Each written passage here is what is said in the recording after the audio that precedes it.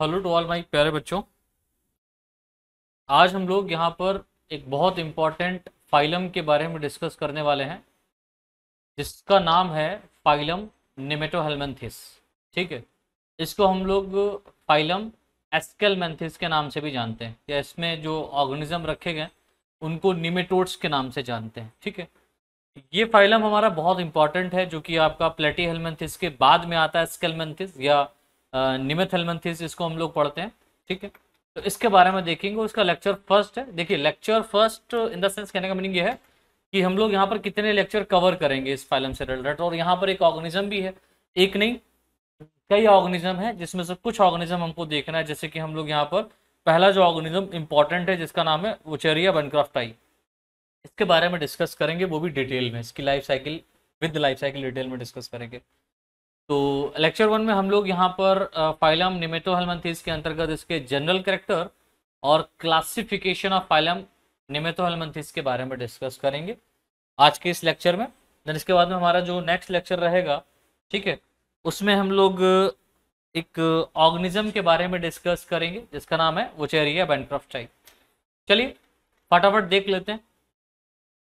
तो सबसे पहले आप जो हेडिंग डालेंगे, अगर क्वेश्चन आपका ये पूछा जाता है कि संघ निमेटोडा या संघ निमेटोहेल्मिन्थेस के जनरल कैरेक्टर के बारे में डिस्क्राइब कीजिए, describe the general character of phylum nemathelminthes. तो जो यहाँ पर मैं आपको प्रोवाइड कर रहा हूँ डाटा, और जो मैं यहाँ पर आपको इसके लेक्चर्स या इसके कंटेंट को प्रोवाइड करूँगा, फीचर्स को बताऊँगा, कैरेक्टर्स को बताऊँगा, वो बहुत इंपॉर्टेंट है। और ये सारे कंटेंट या जो पॉइंट होंगे ये आपके ऑब्जेक्टिव पॉइंट ऑफ व्यू से भी बहुत इंपॉर्टेंट है। ठीक है, अगर मान लीजिए किसी बच्चे का objective type of question answer exam में पूछा जाता है तो उसके लिए भी यहाँ पर ये बहुत बहुत बेनिफिट होने वाला है लेक्चर।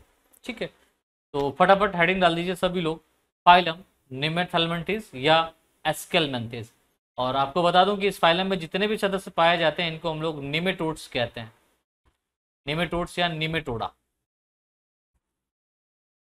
निमेटोडा, निमेटोड्स या निमेटोडा के नाम से जाना जाता है। इस बात को याद रखिए। ठीक है, तो जनरल फीचर इसका इंपॉर्टेंट है, जनरल फीचर आपको पता ही होना चाहिए। तो सबसे पहले देखिए यहाँ पर लिखा गया है they are also called round worm. ठीक है, इससे पहले हम लोगों ने फाइलम प्लेटीहेल्मिन्थेस पढ़ा था और वहां पर जो ऑर्गेनिज्म रखे गए थे या जो ऑर्गेनिज्म वहां पर आते हैं, सदस्य रखे गए, वो कैसे थे? चपटे थे। ठीक है, फ्लैट थे। तो इसीलिए उस फाइलम के सदस्यों को हम लोग क्या कहते थे? Flat warm.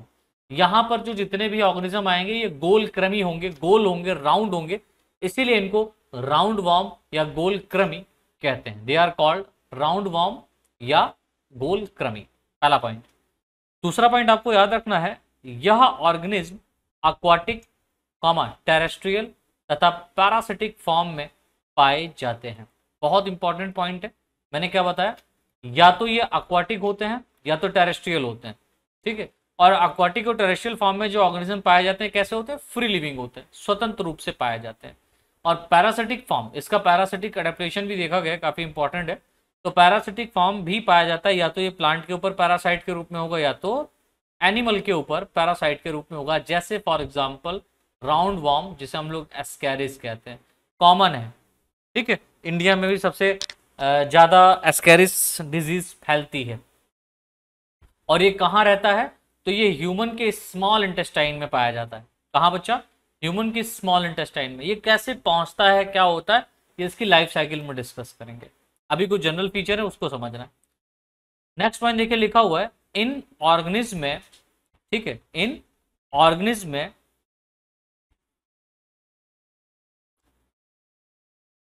सिफेफेलाइजेशन एब्सेंट होता है। सिफेलाइजेशन या सिफेफेलाइजेशन एब्सेंट होता है। सिफेफेलाइजेशन कहने का मतलब होता है हेड रीजन। क्या reason? Head region.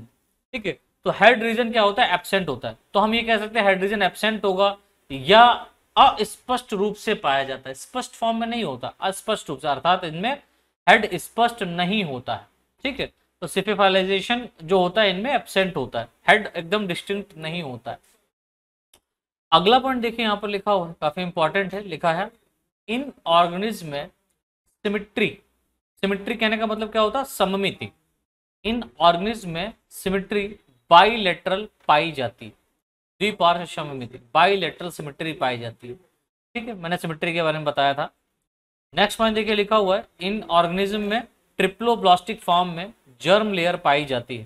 Triploblastic, triploblastic मतलब 3 लेयर पाई जाएंगी, 3 लेयर का पाया जाना। ठीक, 3 जर्म लेयर का पाया जाना, अर्थात इसमें एक्टोडम, मीजोडम और एंडोडम पाई जाती है। और ये एक्टोडम, मीजोडम, एंडोडम क्या है? ये जर्म लेयर है। इन 3 जर्म लेयर से ही क्या होता है, बॉडी के हर एक ऑर्गन का फॉर्मेशन होता है।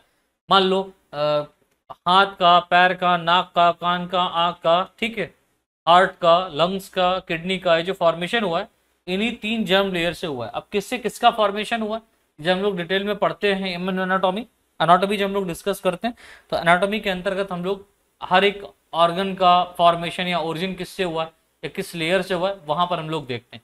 ठीक है, नेक्स्ट पॉइंट देखिए लिखा हुआ है इन ऑर्गेनिज्म में ऑर्गन सिस्टम लेवल का बॉडी ऑर्गेनाइजेशन पाया जाता है। कैसा? ऑर्गन सिस्टम लेवल का, दैट मीन्स ऑर्गन यहाँ पर डेवलप हो चुके हैं और वो ऑर्गन आपस में मिलकर के एक सिस्टम को प्रोवाइड कर रहे हैं। ठीक है, तो ऑर्गन सिस्टम लेवल का बॉडी ऑर्गेनाइजेशन पाया जाता है, शारीरिक संगठन जिसको हिंदी में कहते हैं।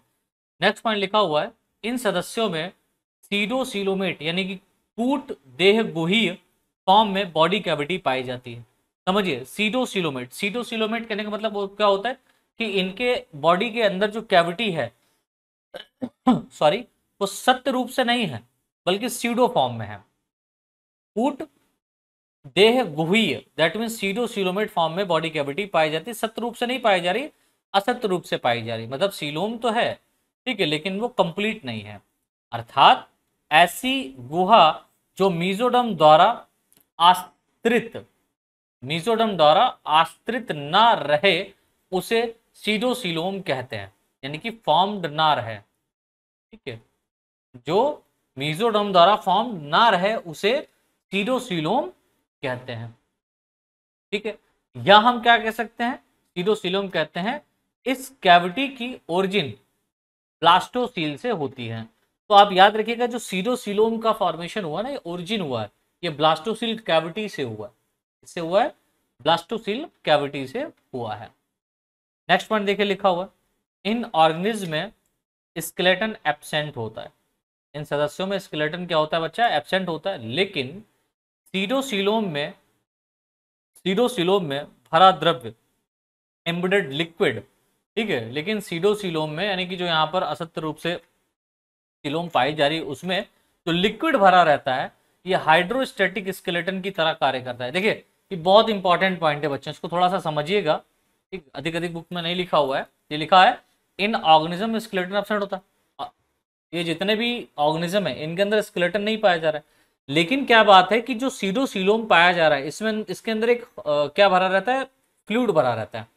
और जो फ्लूइड है ये काफी ठोस होता है, फ्लूइड है बट ये काफी एम्बेडेड फॉर्म में रहता है, मतलब बहुत ज्यादा भरा रहता है, फ्लूइड काफी ज्यादा मात्रा में भरा रहता है, जिस कारण यहाँ पर एक प्रेशर जनरेट होता है जिसको हाइड्रोस्टेटिक प्रेशर कहते हैं। लाइक वाटर से एक प्रेशर जनरेट हो रहा है और इसकी बॉडी एकदम टाइट रहती है। ठीक है, इस फ्लूइड के कारण बॉडी कैसी रहती है, एकदम टाइट रहती है।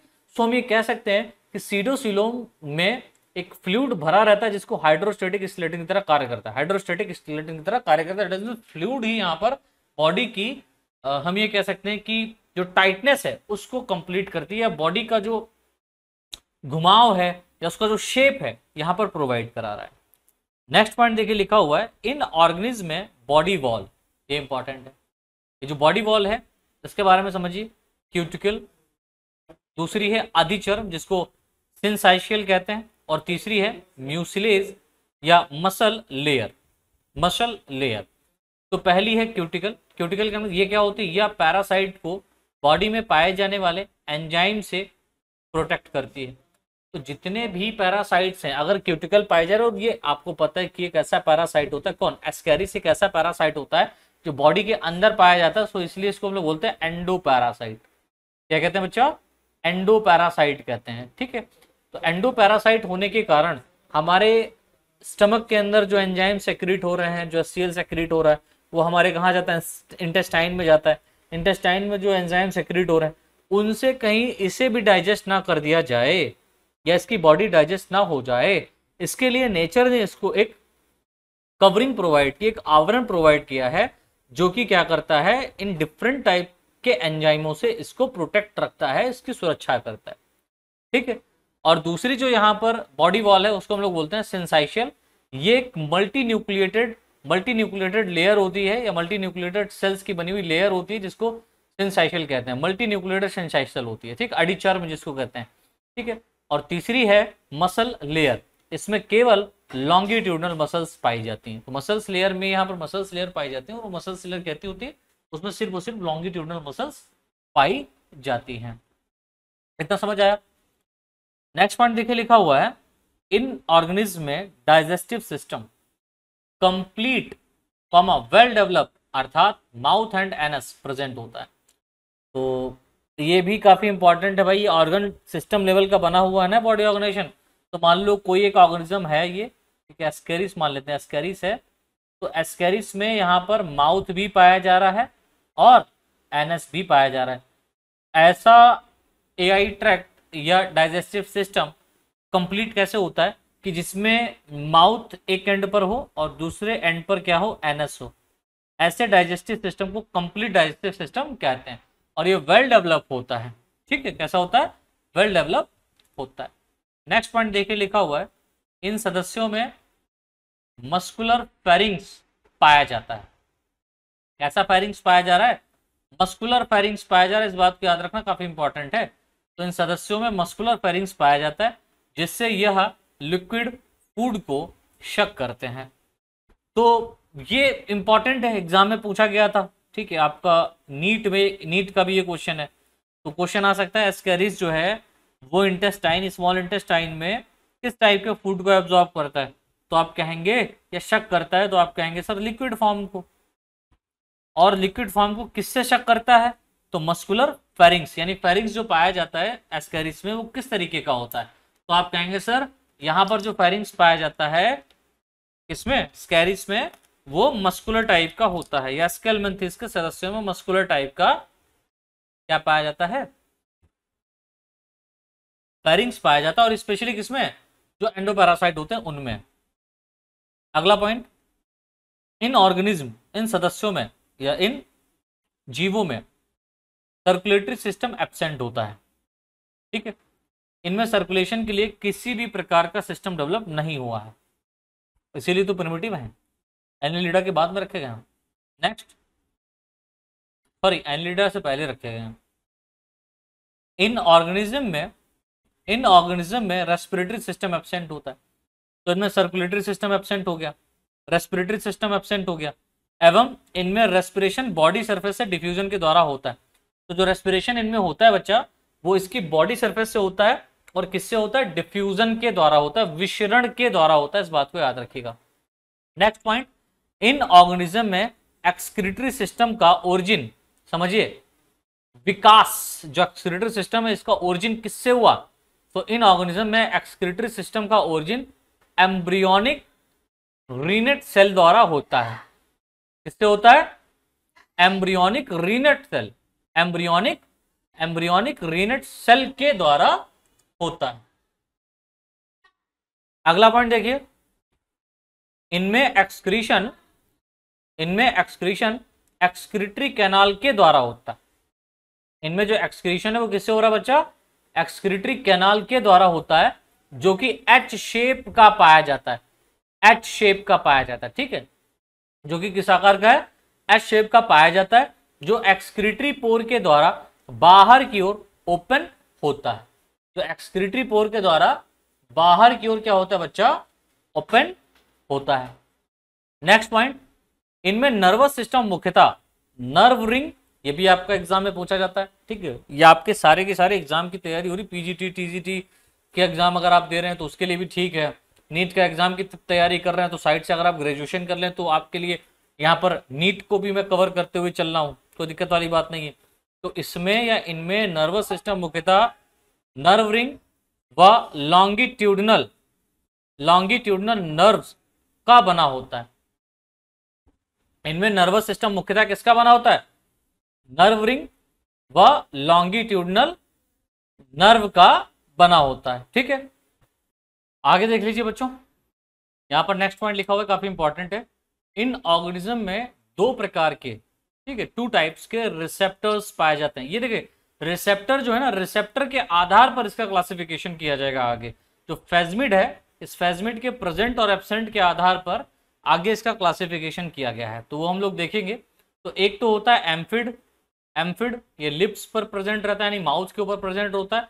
और दूसरा होता है फेजमिड, ये टेल रीजन पर प्रेजेंट होता है। और ये दोनों टाइप के क्या रिसेप्टर्स हैं, ये दोनों टाइप के क्या है, रिसेप्टर्स हैं।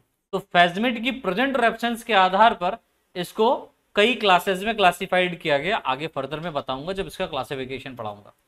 नेक्स्ट पॉइंट देखिए लिखा हुआ है, स्पाइलम में पाए जाने वाले ऑर्गेनिज्म यूनिसेक्सुअल होते हैं। कैसे होते हैं बच्चा, यूनिसेक्सुअल होते हैं, एक लिंगाश्रयी होते हैं, अर्थात male and female both organism अलग अलग होते हैं, ठीक है।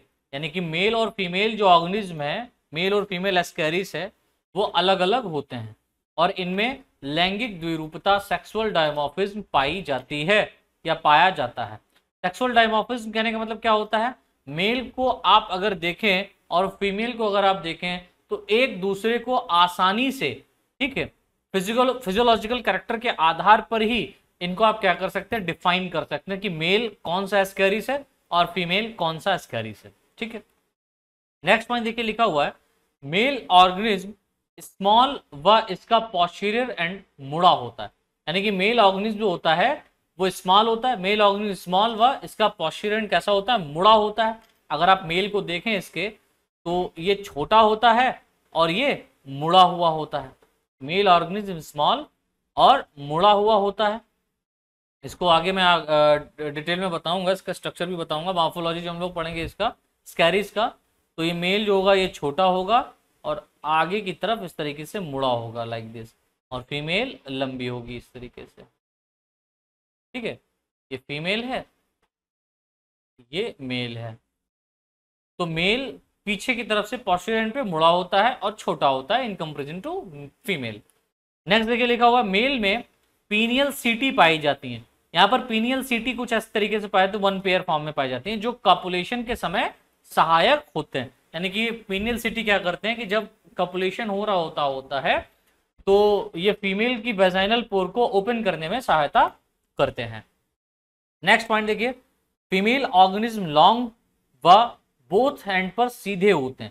यानी जो फीमेल होती है ये लंबी होती है और दोनों एंड्स पर सीधी होती है, ठीक है। नेक्स्ट पॉइंट, फीमेल एस्केरिस अपने जीवन काल में 2.5 करोड़ अंडे देती है। कितने, 2.5 करोड़ अंडे देती है। इसीलिए तो आप देखते हैं किसी बच्चे के अंदर अगर एस्केरियासिस हो इसके इंटेस्टाइन में होने से एस्केरियासिस कहते हैं, एस्केरियासिस हो जाता है तो उसके स्मॉल इंटेस्टाइन में एक नहीं दो नहीं बल्कि कई हजार, ठीक है, एस्केरिस पनप जाते हैं या बन जाते हैं अगर वो मिट्टी खा रहा होता है तो, ठीक है। रुंध जाती है आंत, ऐसी ऐसी कंडीशन आ जाती है कि आंत रुंध जाती है, पेन होता है और कभी कभी तो ये होता है कि डेथ भी हो जाती है बच्चों की, ठीक है। बच्चों को क्यों होता है अधिकतर, क्योंकि बच्चे मिट्टी में खेलते हैं और वो मिट्टी खाते हैं, इसीलिए मिट्टी से बचाना चाहिए बच्चों को। मिट्टी में खिलाओ बस मिट्टी खाने मत दो। नेक्स्ट पॉइंट देखिए, इन ऑर्गेनिज्म में सेक्सुअल रिप्रोडक्शन पाया जाता है। ये खास बात है कि जो स्कैरियासिस है या स्कैरिस है इसमें सेक्सुअल रिप्रोडक्शन पाया जाता है। नेक्स्ट, इन ऑर्गेनिज्म में इंटरनल फर्टिलाइजेशन होता है। सेक्सुअल रिप्रोडक्शन पाया जा रहा है, इसके साथ साथ इनमें इंटरनल फर्टिलाइजेशन भी पाया जाता है। अगला, इन ऑर्गेनिज्म में डेवलपमेंट कुछ सदस्यों में डायरेक्ट, ये थोड़ा इंपॉर्टेंट है समझिएगा। इन ऑर्गेनिज्म में डेवलपमेंट यानी कि जो परिवर्धन है वो कुछ सदस्यों में डायरेक्ट होता है। डायरेक्ट कहने का मतलब होता है कि लार्वा एब्सेंट होगा, तथा कुछ सदस्यों में इनडायरेक्ट, इनडायरेक्ट मतलब लार्वा प्रेजेंट होता है। और जब इनडायरेक्ट डेवलपमेंट होगा तो लार्वा जो बनता है वो आपका पूछा जाता है। तो एस्केरिस के अंदर इनडायरेक्ट डेवलपमेंट होता है और जो लार्वा बनता है उसको हम लोग रैपिडिटी-फॉर्म लार्वा कहते हैं। क्या कहते हैं बच्चा, रैपिडिटी-फॉर्म लार्वा कहते हैं। नेक्स्ट पॉइंट देखिए लिखा हुआ है, इन सदस्यों में बॉडी सेगमेंटेशन एब्सेंट होता है। ठीक है, इनके अंदर बॉडी सेगमेंटेशन नहीं पाया जाता है, लेकिन कुछ सदस्यों में, लेकिन याद रखिएगा, लेकिन कुछ सदस्यों में सीडो सेगमेंटेशन पाया जाता है। सीडो सेगमेंटेशन कहने का मतलब होता है असत्य प्रकार का सेगमेंट, असत्य प्रकार के खंड। यानी कि बॉडी के सरफेस से तो आपको दिखाई पड़ेगा कि इसके ऊपर रिंग लाइक स्ट्रक्चर्स हैं या सेगमेंट पाए जा रहे हैं, बट अगर आप उसको कट करके अंदर से देखेंगे तो आपको किसी भी टाइप का सेगमेंट देखने को नहीं मिलेगा। तो ऐसे सेगमेंटेशन को हम लोग बोलते हैं स्यूडो सेगमेंटेशन। नेक्स्ट पॉइंट लिखा हुआ है, इन सदस्यों में या इन ऑर्गेनिज्म में बोथ एंड नुकीले होते हैं, दैट मीन्स टैपरिंग होते हैं। कैसे होते हैं? नुकीले होते हैं, टैपरिंग फॉर्म में पाए जाते हैं। तो ये तो बात हो गई बच्चों हमारे इसके जनरल कैरेक्टर की। अब हम जो बात करेंगे वो इसके बात करेंगे क्लासिफिकेशन की। तो classification of nematodes, classification of nemathelminthes, classification of aschelminthes, कुछ भी आप बात एक ही है। चलो भाई, पहला पॉइंट क्लासिफिकेशन देख रहे हैं हम लोग। लिखा हुआ है निमेटोड्स ऑर्गेनिज्म किसी एक फाइलम में सबसे अधिक संख्या में पाए जाने वाले ऑर्गेनिज्म होते हैं। निमेटोड ऑर्गेनिज्म किसी एक फाइलम में सबसे अधिक रूप संख्या में, सबसे अधिक फॉर्म में पाए जाने वाले, संख्या में पाए जाने वाले ऑर्गेनिज्म होते हैं। अब तक निमेटोड्स की लगभग 80,000 से अधिक स्पीसीज को खोजा जा चुका है। ठीक है, ये भी एक डाटा याद रखिएगा कि जो निमेटोड्स हैं इनकी लगभग 80,000 से भी ज्यादा इनकी जातियों को, प्रजातियों को खोजा जा चुका है। नेक्स्ट, इन ऑर्गेनिज्म के साइज व स्ट्रक्चर में काफी डिफरेंस होने के कारण इन ऑर्गेनिज्म का क्लासिफिकेशन अत्यधिक कॉम्प्लेक्स हो गया है। भाई इनका जो स्ट्रक्चर है, इनका जो साइज है, उसके आधार पर अगर आप देखेंगे तो वो डिफरेंट टाइप का पाया जा रहा है, क्योंकि 80,000 स्पीसीज है और डिफरेंट टाइप का पाया जा रहा है। ठीक है, तो इसलिए क्या हुआ कि इनका जो क्लासिफिकेशन है वो कॉम्प्लेक्स फॉर्म में आ गया। लेकिन कुछ ऐसा थोड़ी ना कि नहीं किया जाएगा। तो एक यहाँ पर चिटवुड नामक वैज्ञानिक हैं, इन्होंने फेजमिड की प्रेजेंस व एब्सेंस के आधार पर, चिटवुड ने फेजमिड की प्रेजेंस व एब्सेंस के आधार पर 1933 में इस फाइलम को 2 क्लासेस में क्लासिफाइड किया गया। कितनी क्लासेस में क्लासिफाइड किया गया? 2 क्लासेस में क्लासिफाइड किया गया और उनमें ऑर्डर डिफरेंट है किया गया था। पहला जो क्लास दिया है वो है ए फेजमीडिया, दूसरा है फेजमीडिया। ए फेजमीडिया कहने का मतलब ये हो गया फेजमिड एब्सेंट होगा, और फेजमीडिया कहने का मतलब होता है फेजमिड प्रेजेंट होगा। प्रेजेंस एंड एब्सेंस के आधार पर इन्हें 2 क्लासेस में क्लासिफाइड किया गया। तो पहला देख लेते हैं, क्लास फर्स्ट ए फेजमीडिया। इसमें पहला पॉइंट लिखा हुआ है, इसमें फेजमिड टेल रिसेप्टर पर एब्सेंट होता है। इसमें फेजमिड एब्सेंट होता है, दैट मींस फेजमिड क्या है? एक प्रकार का टेल रिसेप्टर है, टेल रीजन पर रिसेप्टर पाया जाता है, ये एब्सेंट होगा। दूसरा, इनमें एम्फिड लिप रिसेप्टर पाए जाते हैं। Next, excretory system undevelop form में पाया जाता है। जो ए फेजमीडिया वाले क्लास में ऑर्गेनिज्म रखे गए, इनका एक्सक्रीटरी सिस्टम अनडेवलप्ड यानी कि डेवलप फॉर्म में नहीं है। Next, mesenchymal tissue. Mesenchymal tissue कहने का मतलब होता है आंत्र योजनी ऊतक, यानी आंत में जो ऊतक पाए जाते हैं, ठीक है, टिश्यू पाए जाते हैं, वेल डेवलप होते हैं। नेक्स्ट है कॉर्डल एडेंसिव ग्लैंड, यानी पुच्छीय आसंजक ग्रंथियां प्रेजेंट होती हैं। कॉर्डल मतलब टेल रीजन पर कुछ एक एडेंसिव टाइप की ग्लैंड्स पाई जाती हैं, पुच्छीय आसंजक ग्रंथियां पाई जा रही हैं। देखिए यहाँ पर एक खास बात आपको समझनी है कि जो क्लास ए फेजमीडिया है, इस क्लास ए फेजमीडिया को मुख्यतः 6 ऑर्डर में डिवाइड किया गया है। ठीक है, पहला है एनोप्लाइडिया, इसमें एनोप्लस नाम का ऑर्गेनिज्म इंक्लूड किया गया। दूसरा है डोरिलेमॉइडिया, इसको पढ़ेंगे डोरिलेमॉइडिया, इस पे रखा गया है डोरिलेमस या डोरिलेमस। ठीक है, थर्ड है आपका मैरमीथाइडिया में आपका मैरमिस आता है और एगेमेरमिस आता है। फोर्थ आपका है क्रोमेडोराइडिया। कौन है? क्रोमेडोराइडिया। इसमें आपका रखा गया जो ऑर्गेनिज्म, ये काफी इंपॉर्टेंट है, जिसको हम लोग बोलते हैं हेलिकोएनोलेमस। नेक्स्ट आपका है मोनोहिस्टेरॉइडिया, इसमें आपका रखा गया है मोनोहिस्टेरिया। नेक्स्ट है आपका डेस्मोस्कोलेराइडिया,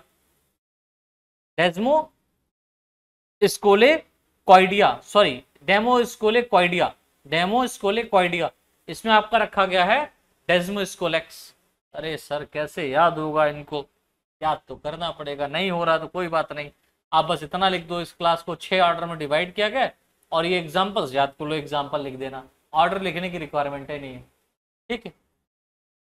सेकेंड सेकेंड क्लास हमारा है फेज मीडिया। फेज मीडिया कहने का मतलब फेजमिड प्रेजेंट होगा, एम्फिट प्रेजेंट होगा। फेजमिड और एम्फिट दोनों यहां पर प्रेजेंट है, बोथ आर प्रेजेंट। ये उनसे थोड़े से हाईली फॉर्म में पाए जा रहे हैं।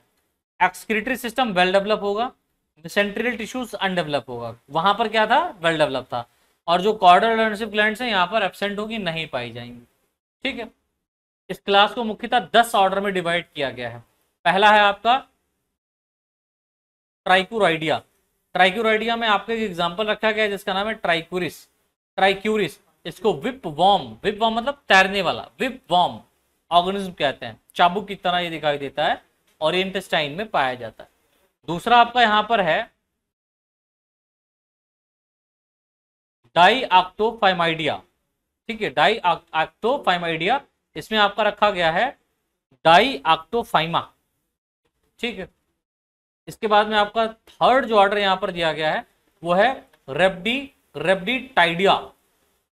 रेब्डिटाइडिया, रेब्डिटाइडिया के अंदर रेब्डिटिस नामक ऑर्गेनिज्म रखा गया जो कि एक फ्री वॉर्म होता है, स्वतंत्र रूप से रहने वाला। फोर्थ है आपका रेब्डी एसाइडिया। रेब्डी एसाइडिया में आपका रखा गया है रेब्डियास। फिफ्थ है आपका ऑक्सीयूराइडिया। ऑक्सीयूराइडिया में आपका ऑक्सीयूरिस रखा गया है। ऑक्सीयूरिस के साथ साथ यहाँ पर एंटेरोबियस भी रखा गया है जिसको पिन वॉर्म कहते हैं।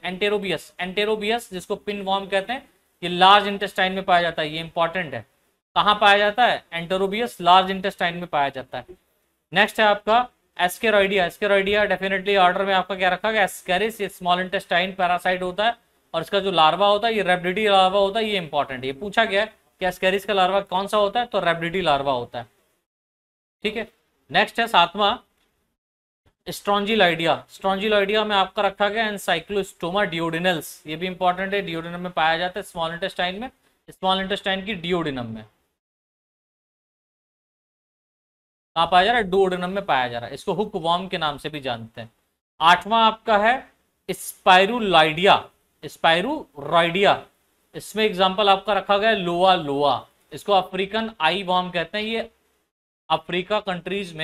अफ्रीकन कंट्रीज में जो बंदे रहते हैं उनकी आई में ये वॉर्म देखने को मिल सकता है, ठीक है, अगर इन्फेक्टेड पर्सन है तो। इसके बाद में आपका है नेक्स्ट ड्रैकनक्यूलाइडिया। इसमें आपका रखा गया है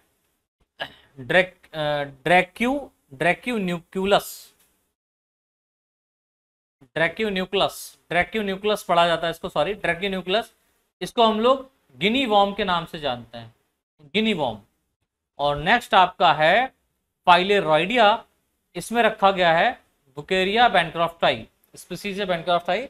बुकेरिया को हम लोग इसमें पढ़ेंगे, जो कि एक डिजीज को कॉज करता है जिसको हम लोग फाइलेरियासिस कहते हैं या एलिफेंटियासिस कहते हैं। इसमें होता क्या है कि जिस व्यक्ति के अंदर ये रोग हो जाता है उस व्यक्ति के पैरों में काफी मोटी सूजन आ जाती है, बहुत ज्यादा एकदम सूजन आ जाती है, फूल जाते हैं और एकदम स्किन बेकार हो जाती है, ब्लैक पड़ जाती है, ठीक है, एक पैर बहुत मोटा हो जाता है। क्यों? क्योंकि ये जो फाइलेरिया वॉर्म है ये लिम्फ ग्लैंड्स में जाकर के, लिम्फेटिक वेसल्स में जाकर के ऐड रहते हैं, वहीं पर ये रुके रहते हैं और वहां पर रुक करके जो लिम्फ का सर्कुलेशन है उसको रोक देते हैं, जिसकी वजह से लिम्फ एक्यूमुलेट होता रहता है और वहां पर जो पैर होता है पेशेंट का वो सूज जाता है, ठीक है। इसको हम लोग हाथी पील पांव के नाम से भी जानते हैं, ठीक है, एलिफेंटियासिस।